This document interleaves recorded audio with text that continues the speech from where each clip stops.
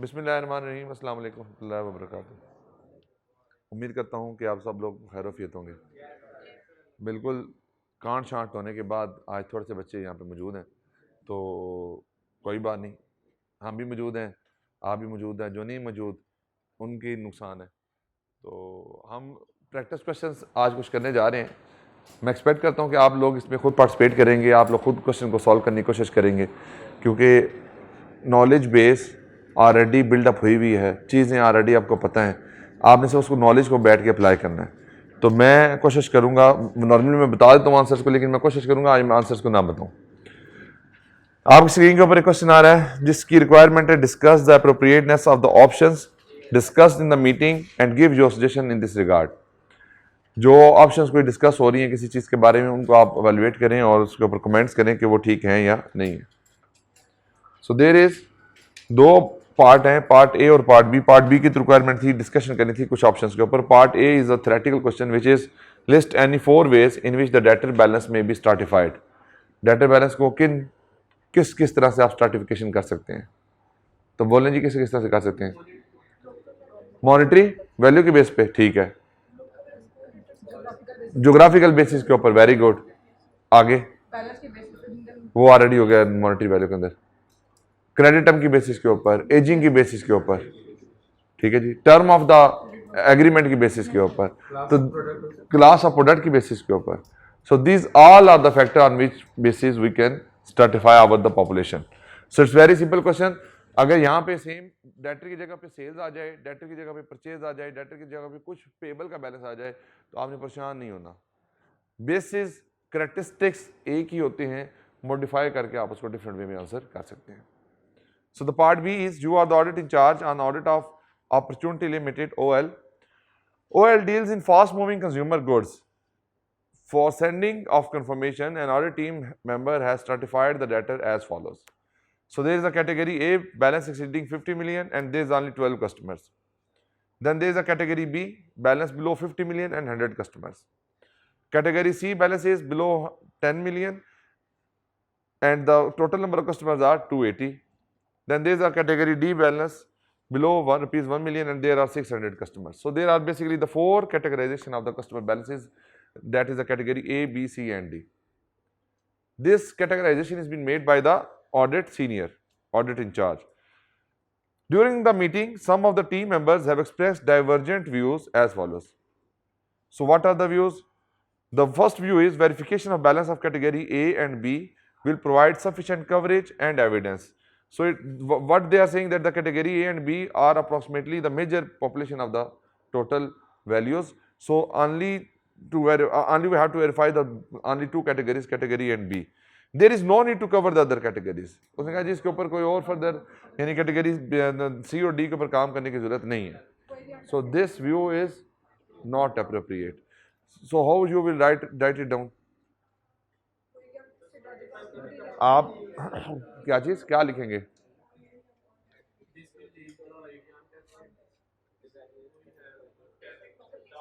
आप देंगे कि समटाइम देखें there are 10 million and 1 million balance. So if the category and C and D balance is not material to the financial statement, then in such situation the view of the audit senior may be appropriate. But we have to consider the materiality first. अगर तो ये material हैं तो इस case में क्या होगा? The balances will remain untested. So we will not obtain the sufficient appropriate audit evidence on the whole population, but we have only obtained the evidence about the category A and B. So this will not cover our whole procedures. तो इस case में ये बात procedure के ऊपर ठीक नहीं लगती. फिर है जी, selection should be done on haphazard basis. As under this method, all items of population have equal chance of selection. Haphazard is the biased selection method in which the selector, the auditor has the option to select anyone. So there is no equal chance of selection of anyone. तो biasness की वजह से यहाँ problem आ सकती है. So haphazard selection is the not appropriate way. Selection of sample should be done systematically. So what is the systematic sampling? Start first with random number and then there is a certain equal gap. For example, पहली transfer select की तो उसके बाद 10वीं 20वीं 30वीं 5वीं selection select की, उसके बाद 10वीं 15वीं 20वीं. So this is a systematic way जिसके साथ आपकी एक पॉपुलेशन को सिलेक्शन होती है। Where by and know what is being saying कि ये सिस्टमैटिक सैंपलिंग क्या होती है, where item constituting 10% of the amount, where item constituting 10% of the amounts in each category should be selected in descending order. अब देखें systematic क्या होता है, एक पैटर्न के मुताबिक चलना। अब मुझे एक चीज बताएं, अगर मैं ये कहता हूं कि मेरे 50 मिलियन में 10% वाले कस्टमर जो हैं वो फॉर एग्जांपल 3 हैं, अब क्या उनकी 3 में स्पेसिफिक सिस्टमैटिकनेस होगी? नहीं होगी ना। फॉर एग्जांपल होता है कि पहला कस्टमर जो है वो सीरियल नंबर 10 के साथ है, दूसरा कस्टमर सीरियल नंबर 30 के साथ है, तीसरा सीरियल नंबर 31 के साथ है, तो इसमें सिस्टमैटिकनेस क्या हुई? नहीं बात समझ आई आपको? नहीं आई, नहीं आई समझ, और किसको नहीं समझ आई? देखिए सिस्टमैटिकनेस क्या होती है, for example 10th 20th and 30th, this is the systematic sampling. अब अगर मैं, उसने क्या कहा कि इस कैटेगरी, हर कैटेगरी में वो कस्टमर जो 10% ऑफ द पॉपुलेशन को कंस्टिट्यूट करे, आप उसको सिलेक्ट कर लेंगे।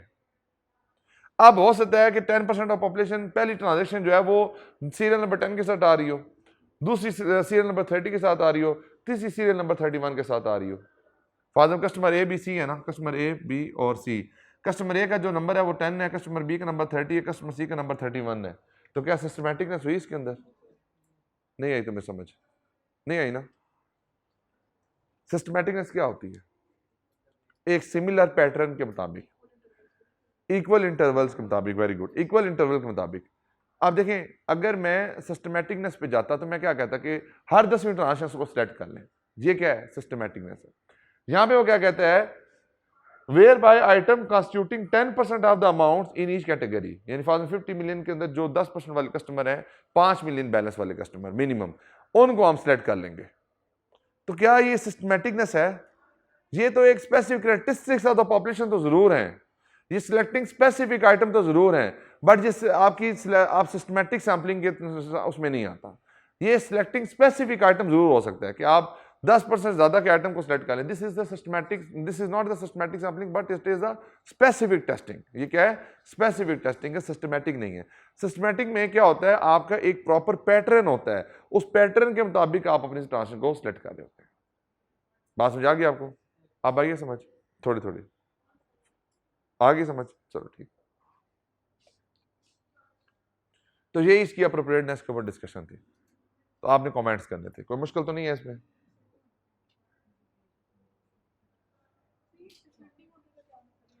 डिसेंडिंग उनको आप डिसेंडिंग ऑर्डर में सिलेक्ट कर लें, फॉर उनको पहले आप सीक्वेंस में कर लें, तो नीचे से ऊपर ले आए। असेंडिंग होता है ना ऊपर से नीचे, डिसेंडिंग होता है नीचे से ऊपर, डिसेंडिंग नीचे से ऊपर, ऊपर से नीचे, ऊपर से नीचे। जी समझ आ गई बात की? नहीं आई? कंफ्यूज लग रही हैं आप दोनों?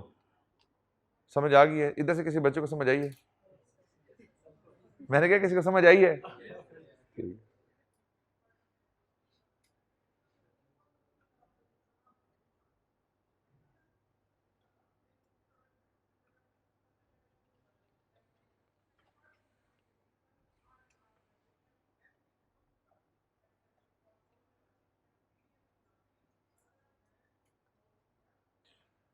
क्वेश्चन नंबर 86 है मासूम लिमिटेड के नाम से।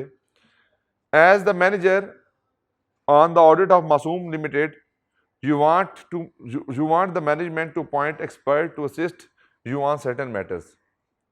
You want the management to appoint expert to assist you on certain matters. Explain the circumstances where auditor may use the work of an expert and the auditor responsibility in this regard. दो part हैं। Explain the circumstances where auditor may use the work of an expert, कहाँ पे auditor expert का काम use कर सकता है, and the auditor responsibility in this regard, उसके रिलेटेड ऑडिटर की रिस्पॉन्सिबिलिटी क्या होगी। हाँ जी, कौन से ऐसे काम होते हैं जिसमें ऑडिटर मैनेज एक्सपर्ट को यूज करता है? स्पेसिफिक बताओ, ये तो आप एग्जांपल्स पे चलेगा ना। अकाउंटिंग और ऑडिटिंग के अलावा जो मैटर होते हैं वहां पे एक्सपर्ट की एंगेजमेंट आ सकती है। तो यहाँ पे सिंपली आपने ये लिखना है, हमारी जिम्मेदारी क्या होती है? मैनेजमेंट एक्सपर्ट की कॉम्पिटेंस, कैपेबिलिटी एंड ऑब्जेक्टिविटी को टेस्ट करना, वर्क मेथोडोलॉजी को चेक करना, अजम्पशन की रीजनेबलनेस को देखना, और वो डाटा जो मैनेजमेंट ने एक्सपर्ट को भेजा है, that is called the specific word है IPE, that is called the IP, उसकी कंप्लीटनेस, एक्यूरेसी एंड रिलायबिलिटी को टेस्ट करना. So these are the responsibility of the auditor with this regard. जी नहीं, we can not appoint management expert, we can not appoint management expert. हम management से request कर रहे हैं, we are requesting management to appoint the expert, that is the management expert. ठीक है जी. हाँ, हमारा क्यों होगा? हमारा तो एडिशनल होगा ना, जो मैनेजमेंट के एक्सपर्ट के काम को चेक करेगा.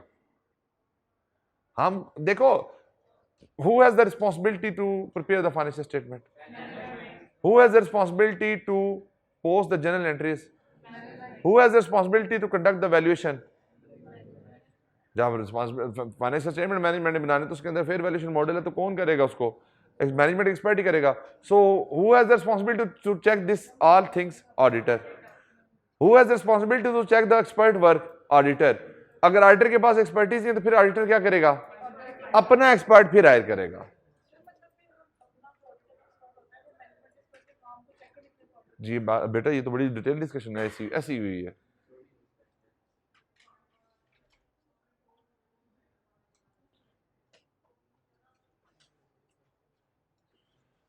आगे क्वेश्चन नंबर 89 है. You are the engagement manager on the audit of the chill limited which you all are doing here.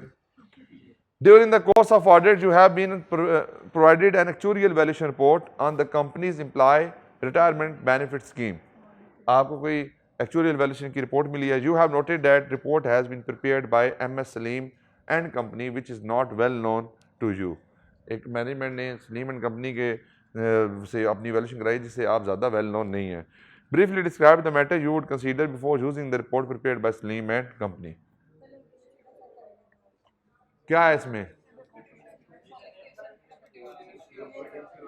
वही सेम कॉम्पिटेंस, कैपेबिलिटी और ऑब्जेक्टिविटी. उसके लिए क्या देखेंगे कि क्या उसके पास प्रोफेशनल क्वालिफिकेशन है, क्या किसी वो प्रोफेशनल एसोसिएशन के साथ लिंक्ड है, क्या उसने कोई रिसर्च पेपर बनाया है, हमारा प्रीवियस एक्सपीरियंस उसका कैसा है, क्या वो मैनेजमेंट के एम्प्लॉय है, क्या वो कंपनी का शेयर होल्डर है. यहाँ से इंडिपेंडेंस चेक करें आप उसकी. क्या चीज़? प्रीवियस क्या चीज़? क्या वो इसमें आ गया, फाइनेंशियल शेयर होल्डिंग में आ गया और एम्प्लॉयमेंट में आ गया, दोनों उसमें फाइनेंशियल इंटरेस्ट में आ जाते हैं.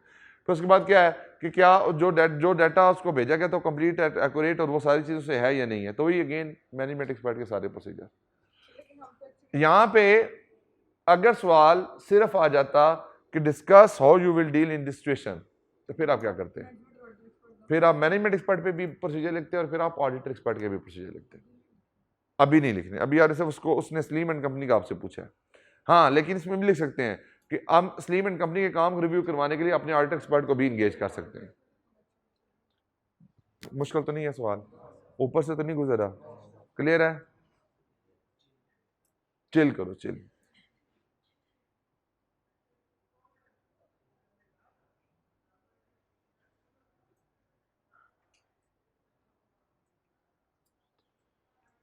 सेल्स की सैम्पलिंग है question number 90 and there is a requirement which is as follows. As an audit manager of the job, you are required to explain how audit efficiency could be improved by using above table. What is called the audit efficiency?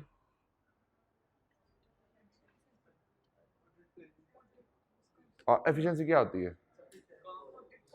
Sufficiency नहीं, efficiency. Efficiency ना मारो, efficiency कहते हैं ना, efficiency ना मारो. वो क्या होती है? तेजी दिखाना, तेजियां दिखाना. तो कैसे से हम बेहतर तरीके से अपने ऑडिट को कंप्लीट कर सकते हैं, जल्दी और अच्छे तरीके से. List other ways in which the sale population में be categorised and what precaution should be taken while carrying out such categorisation. ये किसकी बात हो रही है? ये किसकी बात हो रही है? ये किसकी बात हो रही है? स्ट्रैटिफिकेशन की बात हो रही है कि सेल को किस तरह स्ट्रैटिफाई कर सकते हैं और उसमें क्या प्रिकॉशंस आपको लेके चलने पड़ेंगे. You are the audit manager on a client where an annual sale is rupees 640 million. During the course of an annual audit, the following table was developed by an audit team member. The categorization of the annual sale are as follows: category A, B and C. Category A includes 50 sales transactions to the different customer and amounting to rupees 300 million is the total value. Category B have the 100 transactions to the different customer of which value is 200 million. Then there is a category C of the 500 transactions of which balance is 140 million. So the total sale is 640 million. So they have only used the monetary value stratification. So what are the different categorization? Aging नहीं होगी इसमें. These are the sales transactions. Term of the sale. Credit है या cash है. Geography of the आपकी जो sale है यानी कि आपका local export है. Type of the customer. Government है, non-government है. Wholesale है, retailer है, dealer है. ठीक है जी. और क्या होगा? Different product की basis के ऊपर.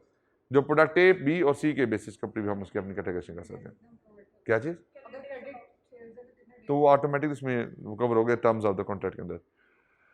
Sohail, a team member, is of the view that if verification of all transaction in category A is carried out, there is no need to perform further procedures.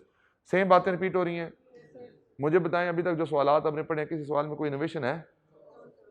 ठप्पे पे ठप्पा, मक्खी पे मक्खी, तो काम पे काम, वही सेम चीजें. मैं इसलिए कहता हूं कि जो पास पेपर्स होते हैं, जो आप लोगों का सबसे बड़ा कंसर्न होता है ना, प्रैक्टिस प्रैक्टिस प्रैक्टिस, इररिलेवेंसी होती है. अब ये जो बातें हम यहाँ पे डिस्कस कर रहे हैं, ये डेटर्स में भी हमने डिस्कस की थी, ये सैम्पलिंग में भी हम डिस्कस कर रहे हैं. फिर हर सवाल खोल रहे हैं उसमें सेम ही पॉइंट आ रहा है. इनोवेशन कहाँ पे है? देखो नींद आना शुरू हो गई है. दिस इज द इंडिकेशन कि भाई ये बोरिंग चीजें हैं. मैं इसलिए इसके ऊपर फोकस नहीं करता. मैं क्या कहता हूँ, कॉन्सेप्ट आपका इंतहाई स्ट्रांग होना चाहिए.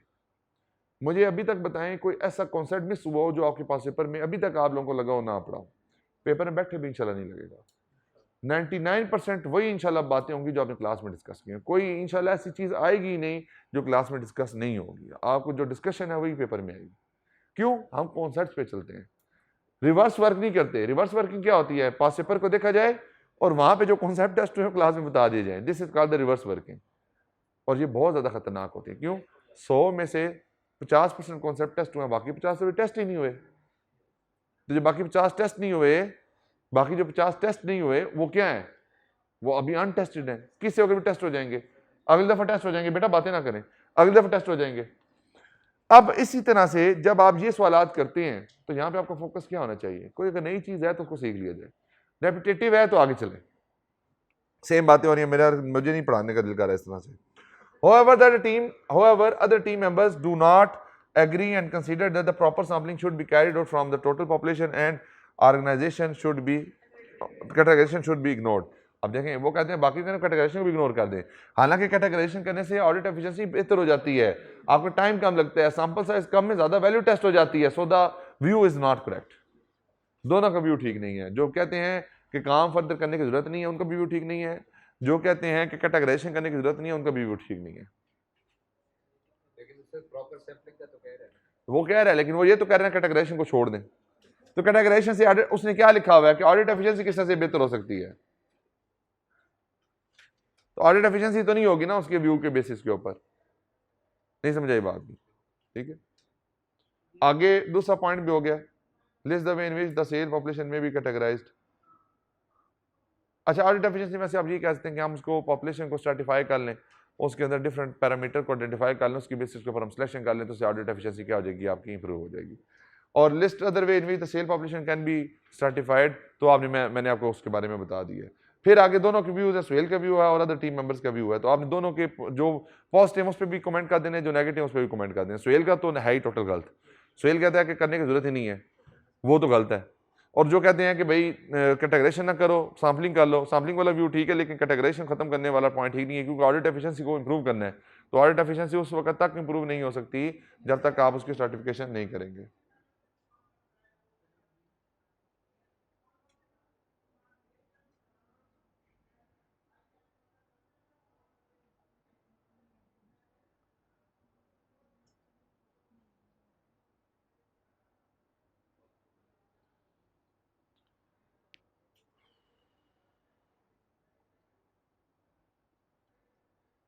When expertise in field of other than accounting and auditing is necessary to obtain sufficient appropriate audit evidence, the auditor has to determine whether to use the work of an auditor expert. Required, list down the sources from where the auditor may get the information regarding the expert competence, capability and objectivity. तो आप उसने बड़ा specific कर दिया है। Competence को कहाँ से चेक करेंगे? प्रोफेशनल क्वालिफिकेशन से, ठीक है जी। पास एक्सपीरियंस से भी कर सकते हैं लेकिन वो कम होगी। उसके बाद क्या है? प्रोफेशनल किसी बॉडी के साथ, एफिलिएशन के साथ, रिकग्निशन के साथ। कैपेबिलिटी के लिए आप पास एक्सपीरियंस को देखते हैं, उसके ऑलरेडी जो काम किया हुआ है उसको रिव्यू करके चेक कर सकते हैं, उसके ऊपर उसने कोई अपना रिसर्च पेपर या कोई पब्लिकेशन किया है तो उसको रिव्यू कर सकते हैं। ऑब्जेक्टिविटी के लिए क्या करेंगे? इंडिपेंडेंस को चेक कर लेंगे और देख लेंगे क्या कंपनी का एम्प्लॉय है या नहीं है, क्या कंपनी के शेयर होल्डर है या नहीं है, क्या उसका कोई कंपनी फाइनेंशियल इंटरेस्ट है या नहीं है। तो दीज आर द सोर्सेज। तो यहाँ से आप इसको कर सकते हैं। देखिए कॉन्सेप्ट्स बार बार फोकस किस पे है? कॉन्सेप्ट पे है। आगे जी एडीएल है। एडीएल का सवाल है difference between the following statistical and non statistical sampling risk and non sampling risk. कोई इसमें बताने की जरूरत है भी क्या है? ठीक, आगे चलें। आगे जी part B has the two requirements. Requirement number 1, comment on the sampling approach adopted by the audit team, and the requirement 2 is suggest the alternative means of selecting sample in which the material balances have a greater probability of selection. तो क्या बात है? Comment करना है sampling के approach पे और जो अल्टरनेटिव मीन ऑफ सैम्पलिंग है उसके ऊपर हमने डिस्कशन करनी है। You are the audit manager on Apple Distribution Limited. While reviewing the audit planning documentation, you found that audit team has selected 100 out of 2050 debtors for balance confirmation. आपने 100 select कर लिए 2550 में से। ऑलरेडी पढ़ा तो नहीं है सवाल? The details are as follows. 50 largest debtors constitute approximately 40% of the trade debtors. Out of this 10 have been selected. Sampling approach ठीक है जी। देखें अब यहां पे क्या लिखेंगे? We have to select 100% item when the population consists of small number with high values, when risk is high and when आप किसी और ज्यादा प्रोसीजर ना लगा के 100% पॉपुलेशन को वेरीफाई कर सकते हैं। So these are the 3 categorization जब आप 100% सैम्पलिंग करते हैं, 100% सिलेक्शन करते हैं। तो आप कहेंगे यहाँ पे 50 अगर मेरा 40% को कंस्टिट्यूट करता है तो we should go for the 100%, क्योंकि यहाँ पे मेरा टाइम कम लगेगा, ऑडिट एफिशिएंसी हमारी इंप्रूव हो जाएगी। 10 सिलेक्ट करना हमारे लिए ठीक बात नहीं है, लेकिन सिर्फ इतना लिखना 10 सिलेक्ट करना ठीक नहीं है, इस गलत बात। तो सही बात क्या है कि आप पहले पूरा उसकी बेस बताएं कि 100% का आप सिलेक्ट करने चाहिए, वो लिख कर फिर उसके साथ लिंक कर दो उसको।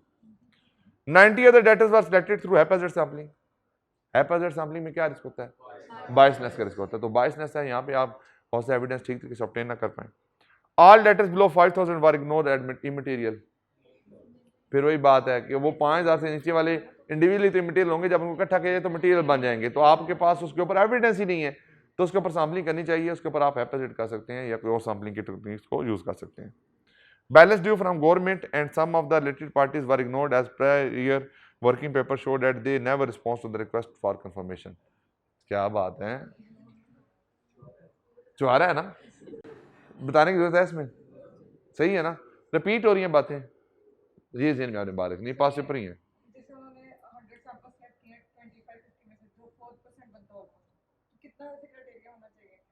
देखो ये प्रोफेशनल जजमेंट होती है, आपकी पॉपुलेशन कवर होनी चाहिए। ये 20% 30% ये कोई क्राइटेरिया नहीं है। पॉपुलेशन आपकी कवर हो, सारे एरियाज आपके टेस्टिंग हो, फिर मसला नहीं है। तो इसी में है ना, फॉर एग्जाम्पल से 50 में से 50 में से 10 सिलेक्ट किए तो 50 में 10 नहीं करने चाहिए, बल्कि 50 की 50 का लेने चाहिए। अल्टरनेटिव ये हो गया। दूसरे में क्या था, हैपेजेड है, यहाँ पे हैपेजेड ना करें बल्कि आप रैंडम सैम्पलिंग कर लें।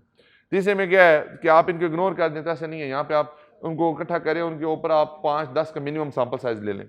इनमें क्या था कि नहीं ये गलत है, अब कंफर्मेशन ना भी आए तो उसके ऊपर आपको अपने प्रोसीजर लगाने पड़ते हैं। अगर कंफर्मेशन नहीं आती, फॉलोअप से भी नहीं आती, तो फिर आप उसको अल्टरनेटिव प्रोसीजर जरूर लगाएंगे। तो अल्टरनेटिव प्रोसीजर के थ्रू उसको कवर करेंगे।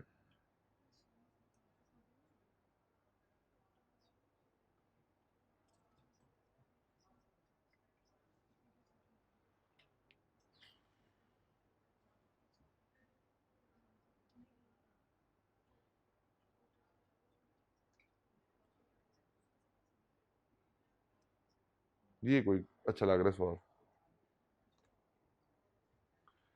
रिक्वायरमेंट है जी, briefly explain each of the sample selection method suggested by the audit manager. Audit manager ने कोई सैम्पलिंग सिलेक्शन के मेथड बताए हैं। Audit senior and audit junior, manager senior और जूनियर तीनों ने अपना अपना पॉइंट ऑफ व्यू दिया है, उनको आप डिस्कस करें and discuss whether or not they are appropriate for obtaining a representative sample of sale invoices. तो उसके ऊपर आप अपने कमेंट करें कि वो अप्रोप्रिएट हैं या नहीं है। ये क्वेश्चन से लग रहा है, ये बल्कि आप करें, खुद करें, इट्स गुड क्वेश्चन। मेरे क्वेश्चन बेहतर लग रहा है ये वाला, क्योंकि ड्राफ्ट हुआ हुआ है ना सही प्रॉपर। क्वेश्चन नंबर है ये आपका अपनी बुक्स में, अगर आपके पास 106 है क्वेश्चन बैंक के अंदर।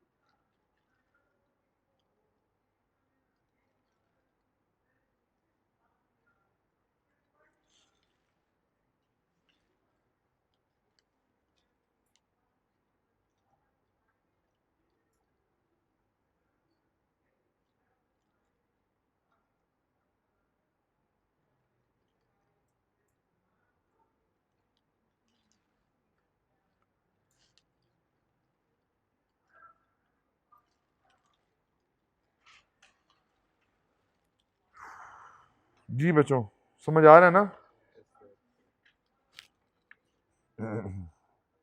लिख के सॉल्व करना आपने सवाल, जी लिख के सॉल्व करना है, पता भी चले ना लिखना किसी किसी जुबानी तो सारा ही पता होता।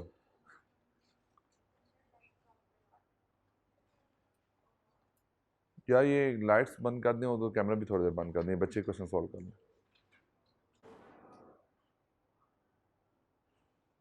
हाँ जी, कहाँ तक पहुंचे जी सब बच्चे? कोई समझ आ रहा है या नहीं आ रहा?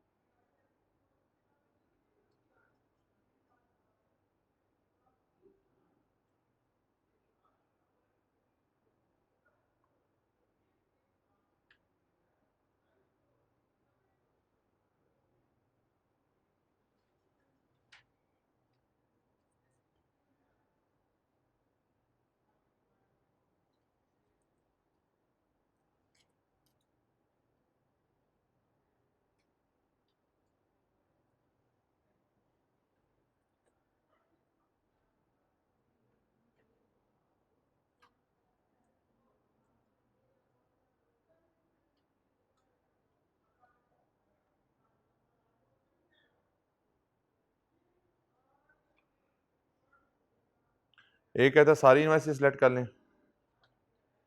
दूसरा कहता है कि sample using statistical sampling technique, और तीसरा कहता है जी कि क्यों टाइम करना है, कहता है आप रैंडम सैम्पलिंग कर लें। हाँ जी, पहली बात जो 100% कर लें काम, लार्ज पॉपुलेशन है, 100% सिलेक्शन से टाइम लगेगा, वो एफिशिएंसी आपकी जो है वो मैनेज नहीं हो पाएगी। How about selecting a sample using statistical sampling techniques, क्या चीज़, क्या रिस्क होंगे? देखो उसने एक चीज़ बात की है कि एवरेज वैल्यू 140 है, all the range from 130 to 160 है, तो सारों की करेक्टरिस्टिक्स तो सिमिलर है।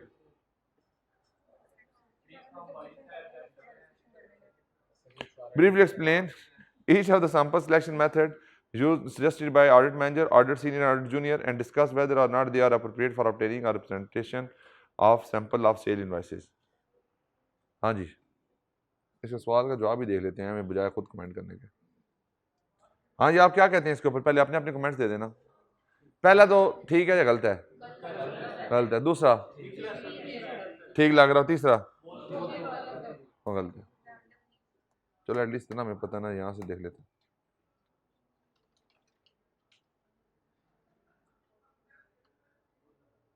The audit manager suggests checking all invoices effectively, ignoring any statistical sampling.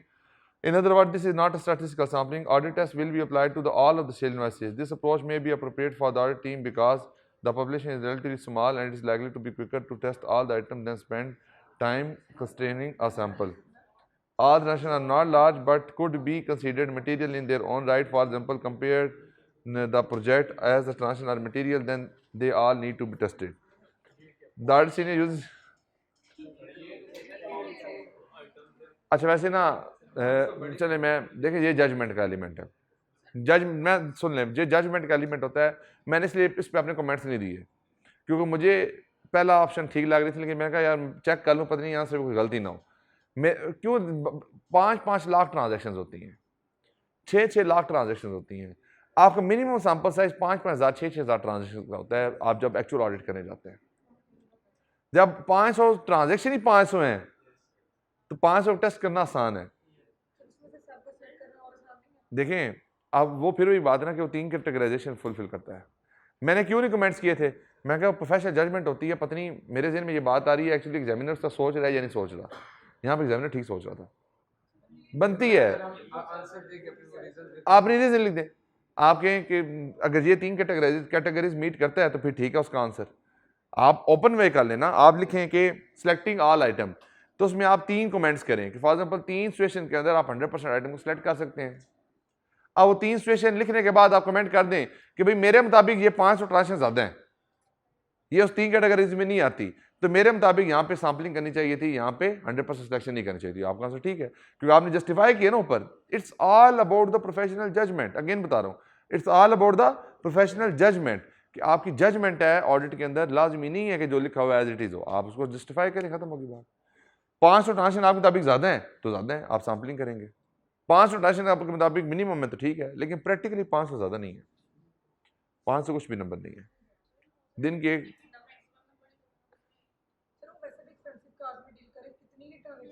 500 बता दी है उसने, कितनी नहीं होगी ना, 500 है, कितनी ट्रांजेक्शन नहीं, 500 है। देखें जहाँ पे FMCG गुड्स होती हैं, जहाँ पे बहुत ज़्यादा लोअर साइड के ऊपर बेसिक लेवल की चीज़ें होती हैं जिनकी वैल्यू ज़्यादा नहीं होती, वहाँ पे आपकी सैंपल साइज बहुत ज़्यादा होते हैं क्योंकि वहाँ पे पॉपुलेशन बहुत बड़ी होती है। यहाँ पॉपुलेशन बड़ी नहीं है, मैंने इसलिए कमेंट नहीं की, चलो है नहीं हो, ये होमोजेनियस है, ये होमोजेनियस पॉपुलेशन है। The audit seniors using the statistical sampling, this will mean selecting a limited number of sale invoices from the population using probability theory, ensuring a random selection of the sample, then applying tests to those invoices only. This approach may be appropriate because the population consists of similar item and there are no indicative of the control. से देखो हर एक comment को मैंने वही बात की कि professional judgment है, it's all about professional judgment. सही गलत नहीं होता, आप किस तरह से उसको सोचते हैं वो सही और गलत को डिटरमिन करता है। तो यहाँ पे भी देखें जो अपना व्यू दे रहा है उसके व्यू को आप समझें। अब जिस तरह से पहले व्यू क्या आते थे कि भाई काम करने की जरूरत ही नहीं है, वो गलत व्यू होता था। वो ऐसी बात नहीं है, क्योंकि वो किसके अगेंस्ट है, वो स्टैंडर्ड्स के प्रिंसिपल के अगेंस्ट है। अब ये स्टैंडर्ड के प्रिंसिपल के अगेंस्ट नहीं, स्टैंडर्ड अलाउ करता है। अब आपकी अपनी प्रोफेशनल जजमेंट है, आप उसको किस तरीके से एक्सप्लेन करते हैं। अगर आप उसको बेहतर तरीके से एक्सप्लेन कर लेते हैं तो वेल एंड गुड, नहीं करते तो गलत है। देखें, जो ओपन चीजें होती हैं वहां पे यस नो नहीं होता, वहां पे वाई यस वाई नो होता है। तो ये वाई यस वाई नो है। जहां पे प्रिंसिपल्स की बात होती है वहां पे डायरेक्ट यस और नो होता है। ठीक है जी। The audit junior using the random sampling with the junior audit peer to understand as manually choosing from invoices. Look at this approach therefore involves element of bias and not statistical or true random sampling. Manually choosing कर लें, manually एक तरफ कह रहे हैं random sampling कर लें, दूसरी तरफ कह रहे हैं रैंडम चूज कर लें, यानी कि उसको अपनी मर्जी से चूज कर लें। जब रैंडम सैम्पलिंग करें तो फिर तो आपका आप उसमें खत्म हो गया ना आपका राइट, फिर तो रैंडम नंबर जो कहेगा आप वो सिलेक्ट कर लेंगे। बात समझाइए आपको? नहीं आई? आ गई थोड़ी थोड़ी? ये पूरी समझ आ गई? हाँ जी समझ आ गई है। देखें तीनों की क्वेश्चन में, इस क्वेश्चन में एक अच्छी बात क्या थी, ये एक ना प्रोफेशनल जजमेंट का सवाल था, ये हट के था थोड़ा सा उनसे। आप देखें ना यहाँ पे अपनी फर्स्ट थॉट क्या आई है कि यस और नो में आंसर करें, तो अब आपने ज़हन में ये लिखा ना हर सवाल यस और नो में नहीं होता। समटाइम कुछ चीज़ें ठीक होती हैं, कुछ चीज़ें गलत होती हैं, तो आप जस्टिफाई करें, फिर आपने उसमें जजमेंट जो मर्जी अप्लाई कर लें, लेकिन पहले जस्टिफाई जरूर करें उसको। ठीक है जी, क्लियर होगी बात? कोई इशू? कोई इशू नहीं है। क्या चीज़ बेटा 500 आपको ज़्यादा लग रही है कि आपने कभी ऑडिट में एक्चुअली पाँच ट्रांसें भी नहीं देखी। मैं आपको बता रहा हूँ कि अगर फॉर एग्जाम्पल आप हाइपर स्टार में चले जाएं, हाइपर स्टार का या कारफोर का ऑडिट करें, दिन में उसकी जो है वो 5-6 हज़ार ट्रांजेक्शन एक स्टोर की होंगी। तो अगर वो 5-6 हज़ार एक स्टोर की हैं, तो अगर 5 स्टोर हैं तो 25,000 ट्रांजेक्शन एक दिन की हो गई। अब 25,000 ट्रांजेक्शन क्या कम है बेटा? नहीं बात नहीं, तो यहाँ पे कम है ना, ये तो कह रहा हूँ मैं।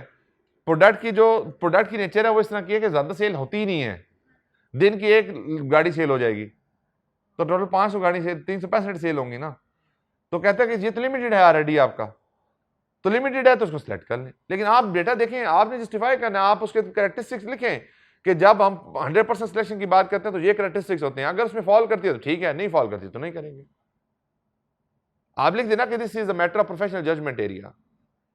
देखिए मैं इसको क्लोज नहीं करना चाहता आपके सामने कि आप इसको क्लोज एंड पे क्वेश्चन को करें, वो मार्क्स नहीं मिलेंगे जी।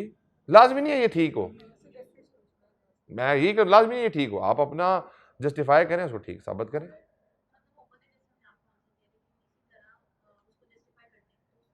मिलेंगे, बिल्कुल मिलेंगे। लेकिन देखें ये ऐसा सवाल, अच्छा फॉर एग्जांपल पेपर में सवाल आ गया कि आप सर्टिफिकेशन ही ना करें, फिर आप उसको कमेंट करें, आप उसमें ये नहीं, आप उसके अगेंस्ट जाएंगे कि ये तो ऑडिट एफिशिएंसी को खराब करेगा, या वो कहते हैं आप सैंपल ही सिलेक्ट ना करें इसमें से, या आप हैप्पी सैम्पलिंग कर लें। अब ये क्या है, ये वो चीजें हैं जिसके अंदर एक बाइसनेस है, एक स्टैंडर्ड प्रिंसिपल प्रोटोकॉल के अगेंस्ट है। ये जो यहां बातें तीनों ही, तीनों कोई गलत बातें नहीं है, तीनों सही बातें हैं। बात उसको अप्लाई करने पे है कि आप उसको सही तरीके से किस तरह से अप्लाई करेंगे, गलत किस तरीके से अप्लाई करेंगे। तीनों ठीक है अपनी जगह पे, तीनों ठीक है, तीनों अपने अपने प्रैक्टिस को। उसने नीचे क्या कहा है, दूसरे को गलत कहा है उसने, तो फिर नीतीश को गलत कहा है, वो तो शूदर था ना, तो जब शूदर था उसको तो गलत कहना था, उसने एडिटर था वो। अब बात क्या है कि जो पहले दो उसने दोनों को जस्टिफाई किया। अगर आप अपनी बात देखें, आप दूसरे के साथ ठीक थे, पहले से गलत थे, तो इसका मतलब ठीक है आपकी अप्रोच, आप पहले गलत साबित कर दें, लेकिन करैक्टरिस्टिक्स लिखकर गलत साबित करें, वैसे गलत साबित ना करें। ले जी आज भी ये डिस्कशन हमारी कंप्लीट हो, कल क्लास नहीं है हमारी, पक्की बात है यार। मैंने बकरा बेच भी दिया लेकर। क्या चीज? कारोबार नहीं मेरे वो कजन ने लिए थे 3 बकरे। कल एक मेरा दोस्त आया, उसने उसको रेट लगाया, मैंने कहा ठीक है यार तुम 15-15 हज़ार पे रख के दे दो उसको, तो उसने 15-15 हज़ार रख के उसको बेच दिया आगे। अब वो दोबारा और मंगा लेगा बकरे। ले जी आज की डिस्कशन को यहीं पे करते हैं कंक्लूड, मिलते हैं इंशाल्लाह फिर अगली क्लास में, तब तक के लिए अल्लाह हाफिज।